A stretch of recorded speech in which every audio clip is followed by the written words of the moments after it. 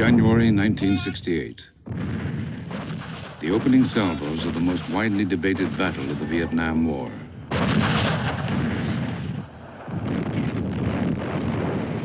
The communist target is a remote American Marine base called Khe Sanh. The defenders will endure 77 days of siege. There can be no retreat.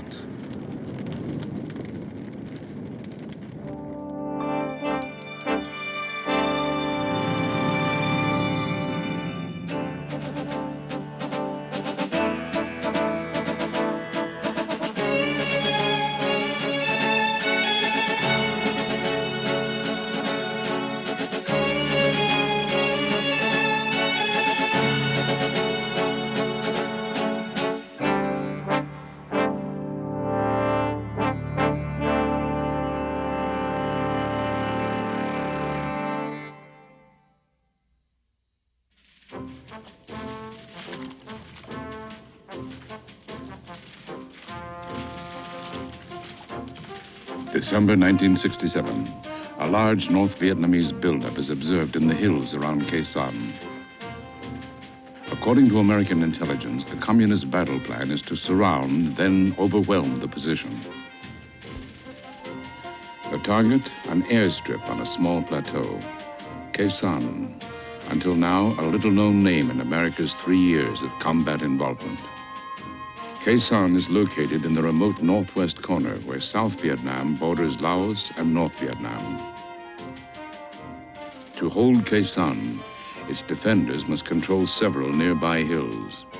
Key hills like 861 and 881 were held by Marines after intensive combat 7 months earlier. Now these same hills will be pivotal throughout the coming battle. In command, a World War II veteran, Marine Colonel David E. Lowndes. He understands the critical importance to both sides of owning the high ground. Their plan to take the hills was what I would have done. In other words, if I were on the other side of the fence and my commander said to me, I want that airstrip, you take it, then my first step would be to get you off the hills, to take away your eyes. Since the mid-1960s, search and destroy operations have been mounted in this northern sector. Khe Sanh is a forward patrol base attempting to block North Vietnamese infiltration routes. The tactics and terrain are the choice of General William Westmoreland.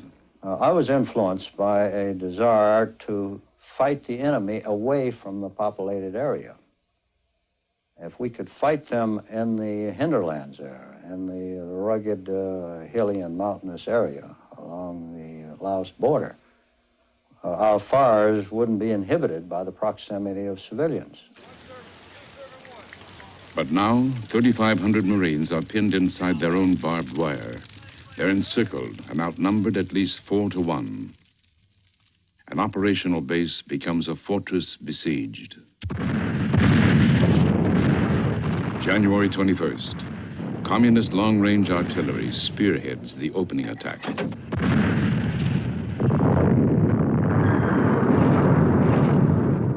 On this first day, a direct hit on the ammo dump. There will be 11 more weeks of siege. When people are hit, it comes home very rapidly, and you feel it very deeply. We had a man that caught an artillery round. He had jumped in a hole, and we had a shell come in right into the man's hole. And what they had to send home would probably fit inside of a handkerchief. They just shelled the hell out of us up there. That was one of the, I guess that was one of the most concentrated bombed areas in the history of warfare. Khe Sanh is only about a quarter mile wide and about half mile long. I think on the first day alone, they dropped 300 rounds in there. It was just a lot of death and destruction up there. 18 Marines die the first day.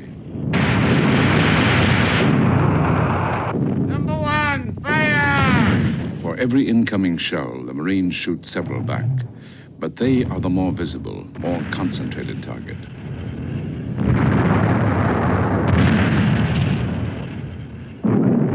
early plight of Khe Sanh's defenders draws press and public attention.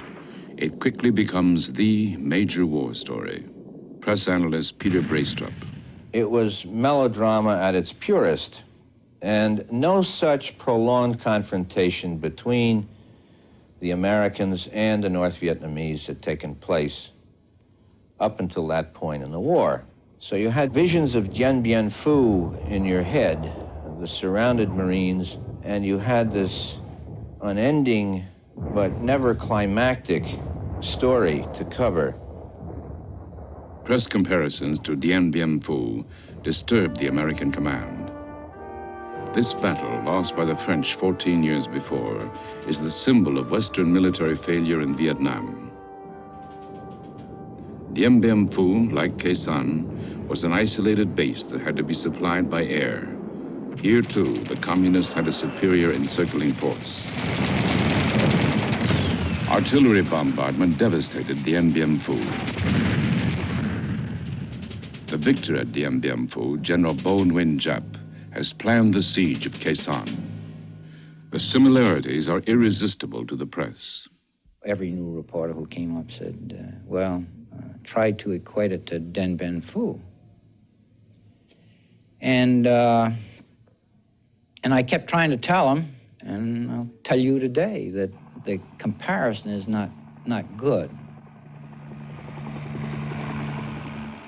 Unlike the French, the American defenders at Khe Sanh heavily outgunned the communists, and the American command is confident it can hold the surrounding hills, which the French did not.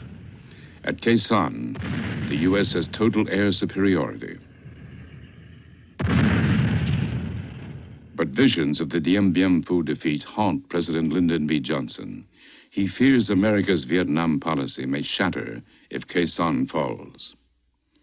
The president demands a formal paper from the Joint Chiefs of Staff, signed in blood, as he put it, that Khe Sanh can be held. The White House pressure descends on Westmoreland.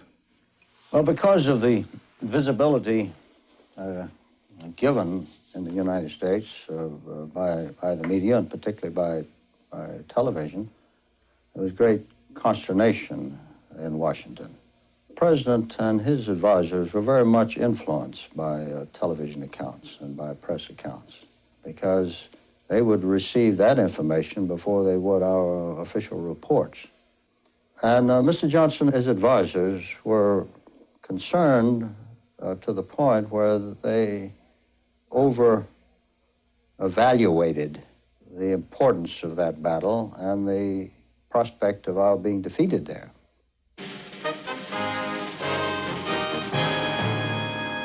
Reflecting national concern over Khe Sanh, the president personally sees off Marine reinforcements. This is a decisive time in Vietnam.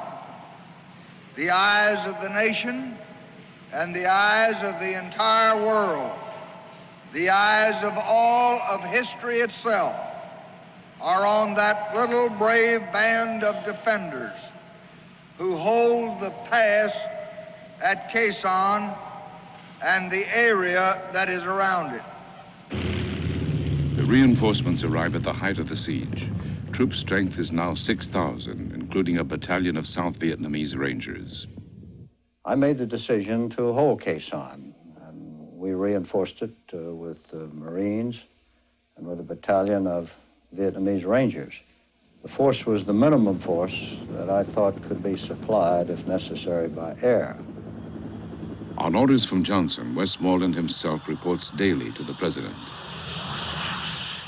His chief logistic concerns are the condition of the runway and getting in supplies by air.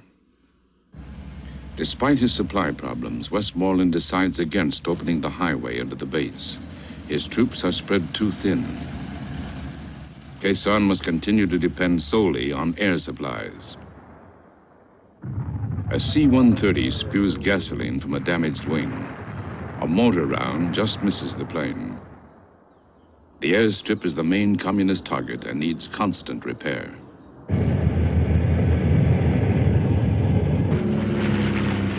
Pilots brave anti-aircraft fire to dump their loads over the small target below. For the Marines under siege, Their isolation finds words in a soldier's song, composed and sung in Vietnam. Here am I, away over here, 10,000 miles away from home, away from you, my dear.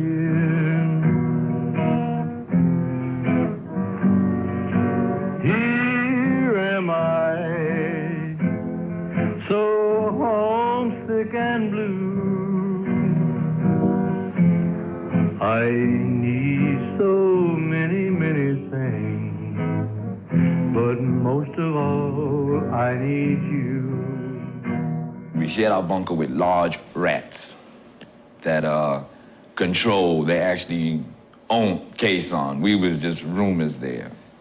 I saw rats in New York, being from New York, but I never seen them as big as what I saw out there. And they told us how to sleep. Now, that was something unique to me. You took a blanket and you tucked your feet, so you're in a cocoon, and you slept like that. If you didn't, the first night there, a guy showed us what would happen. He refused to sleep with his face covered, and a rat jumped and bit a hunk out of his face the very first night. So they never had to tell me about sleeping like that again. The Marines, an elite attacking force, are under presidential orders to defend. They dig in deeper. January 30th, as communist shelling continues, the Tet Offensive erupts. Communist forces overrun every major town and city. The Marines at Khe Sanh fear they will be next. We expected a massive invasion. You know, there were anywhere from 20 to 80,000 people out there. And a bunch of us got together and we swore oaths up and down that none of us would ever leave the trench alive, and kind of heroic kind of nonsense, I guess, but we all beleeved it. You know, we really felt this was it, you know, we're gonna all pull our grenades out and light them up in our trench and started waiting. The beleaguered defenders can only sit and wait anxiously for the expected big push. At Khe Sanh, the communists also become a concentrated target. American air power takes full advantage. Tactical airstrikes soon average 400 a day.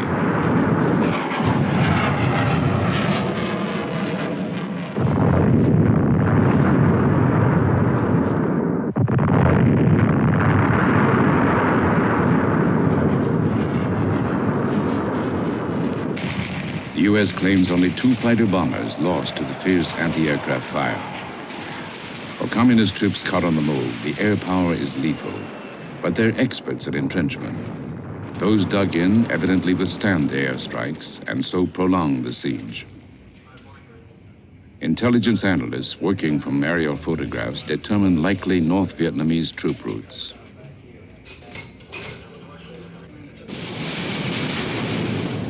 And there are new devices to enhance air power. Sensors shaped like small trees are dropped to form a warning system around Khe Sanh. Acoustic sensors pick up sounds of trucks or human voices. Seismic sensors transmit earth vibrations of passing troops. Roger, Control, we have a JFC 12 change on 604. Part has been ordered by OMS 12, control number 081. Down to the south, your alternate target is against troop concentrations. Your primary target is against the Khe Sanh area, where there is a large confirmed troop concentration buildup and storage area. The toughest punch comes from the B-52s. They take off from Far East bases around the clock. Okay, pilot 2990, I have a correction of +1.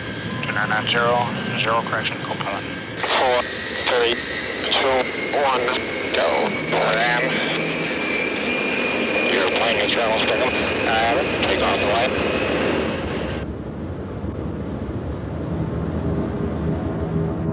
Daily now, 3 bombers are over Khe Sanh every 90 minutes. The rain of bombs, 1,800 tons a day, has a code name, Operation Niagra.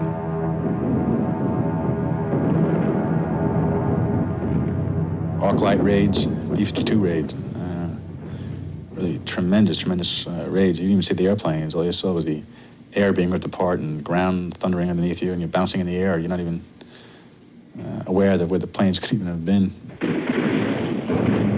February 7th, the Communists attacked the American Special Forces camp at Lang Bay, just 6 miles west of Khe Sanh.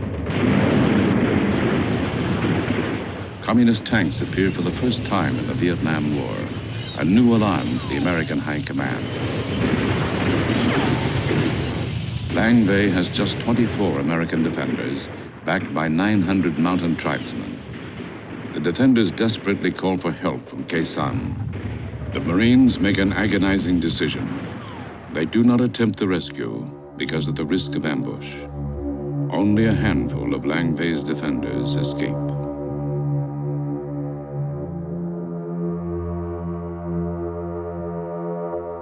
Colonel Lowndes reinforces the hill positions. Were the hills important? Yes. They were vitally important as far as I'm concerned, because you got to see. You can't fight if you can't see.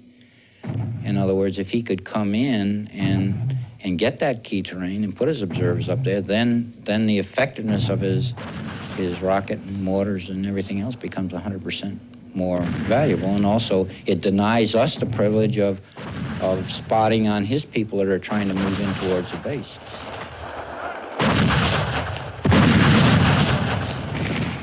February 8th, 18 days into the siege, Communist reinforcements launched the first daylight attack.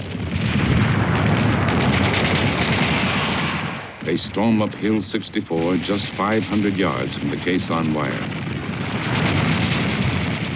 In savage hand-to-hand fighting, the western half of the hill outpost falls. The Marines counterattack and retake the hill. The fate of the Marines is a daily concern of the U.S. public. At the Khe Sanh base, a direct ground attack is now expected. Day 33 brings a record incoming, 1,300 rounds. At night, the Marines hear the Communists digging toward them. Some trenches come as close as 200 yards. Each day, napalm scorches the trenches. Bad weather and the shelling hamper the aerial supply lifeline, but thousands of tons of fuel, ammo, and food are parachuted in. There's also an efficient but risky ground delivery system. The planes skim the runway while the cargo jettisons. The system also requires courage for those Marines rotating out. You have to understand that the planes, because the base was constantly being shelled, did not stop and park on a runway.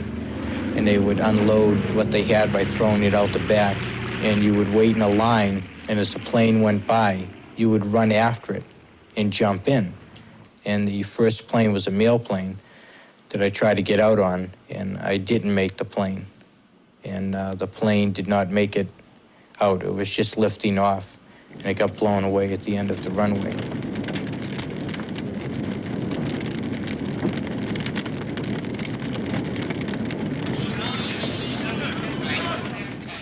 Halfway through the siege, after 40 days, only the wounded are regularly getting out.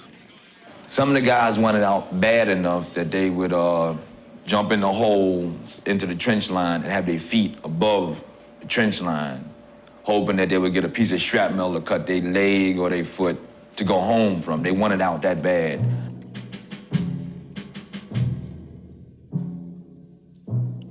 For the American public, the battle conditions and purpose are increasingly questioned. For the Marines, the challenge is to keep up morale however they can. Bad weather continually closes in on Khe Sanh. But zero visibility hardly affects air operations. Ground controllers using radar and computers guide the bombing. This technology is perhaps one decisive factor in terminating the battle.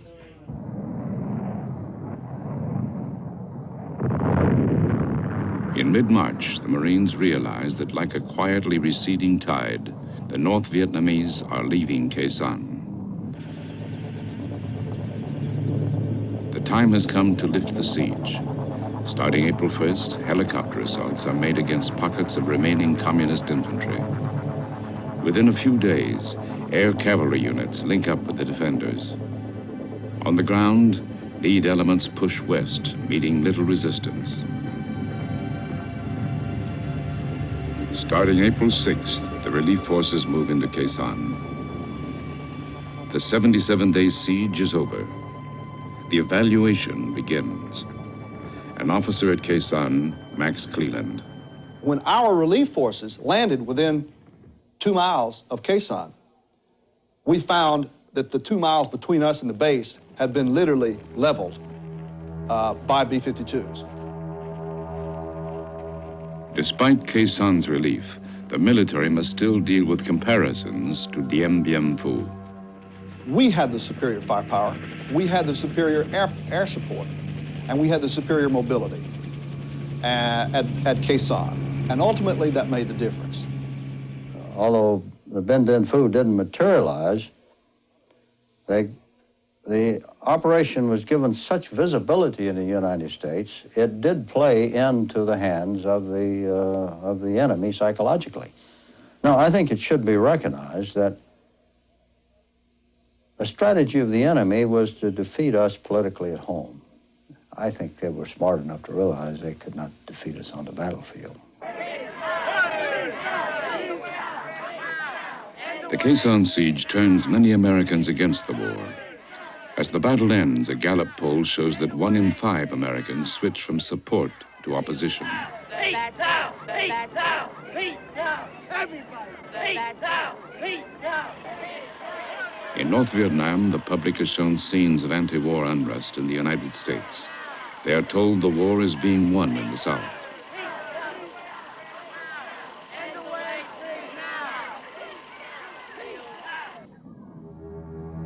At Khe Sanh, the Marines claim a body count of 1,600 North Vietnamese, and possibly many more from the airstrikes. Marine losses are given as 205 killed, 800 wounded. But U.S. public opinion questions the cost and results. The U.S. command abandons Khe Sanh, and gradually their tactic of search and destroy. Military policy is reversed by Khe Sanh. Military experts wonder if the North Vietnamese used Khe Sanh as a feint to draw attention away from the Tet Offensive, launched about the same time. President Johnson answers the critics as he presents unit citations to the defenders. Some have asked what the gallantry of these Marines and airmen accomplished. Why did we choose to pay the price to defend those dreary hills? By pinning down and by decimating 2 North Vietnamese divisions, the few thousand Marines and their gallant South Vietnamese allies prevented those divisions from entering other major battles. I believe that our initiative toward talks with North Vietnam was greatly strengthened by what these men did at Khe Sanh, for they vividly demonstrated to the enemy the utter futility of his attempts to win a military victory in the South. The Marines held Khe Sanh. Told to abandon it, only the press and public debated, was it worth it? I'm a Marine. I still am. I'm retired, but I'm a Marine. And Marines have one funny habit, and that is that they do what the hell they're told to do. If the decision is made by people above me that was not required, I don't have any feeling one way. I was told to go there, I was told to stay there. I went there, I stayed there. When they told me to come out, I came out. The same thing with the troops that were there. I did it only because I had the young men that could do it, and after all, they're the ones that really won the Battle of Khe Sanh.